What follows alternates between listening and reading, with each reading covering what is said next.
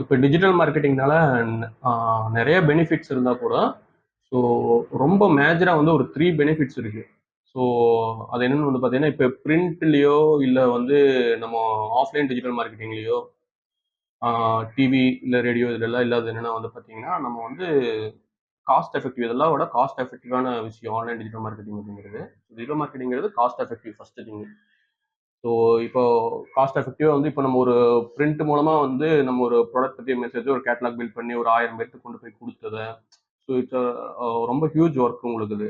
So அதை வந்து பார்த்தீங்கன்னா ரொம்ப மினிமைஸ் பண்ணி ரொம்ப காஸ்ட் எஃபெக்டிவாக வந்து நம்ம கொண்டு போய் காட்டுற மாதிரி இருக்கு உங்களுக்கு.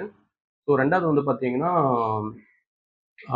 டார்கெட் பண்ணி ரொம்ப ஷார்ப்பாக வந்து உங்களோட ஃப்ளையரை உங்கள் கேட்டலாக கொண்டு போய் டார்கெட் பண்ணி யாருக்கு நீட் இருக்கோ அவங்ககிட்ட மட்டும் கொடுக்க முடியுமானா கொஞ்சம் பாசிபிலிட்டிஸ் கம்மி அங்கே அந்த இடத்துல. ஸோ இங்கே வந்து பார்த்தீங்கன்னா ரொம்ப ஷார்ப்பாக யாருக்கு நீட் இருக்கோ ஸோ யார் வந்து இன்ட்ரெஸ்ட் இருக்காங்களோ அவங்ககிட்ட கொண்டு போயிட்டு உங்களோட ப்ராடக்ட் பற்றி மெசேஜ் கொண்டு போய் கம்யூனிகேட் பண்ண முடியும். ஸோ அது வந்து டார்கெட் பண்ணி சொல்லலாம். அது வந்து டார்கெட்டிங் வந்து ரெண்டாவது ஆப்பர்ச்சுனிட்டி.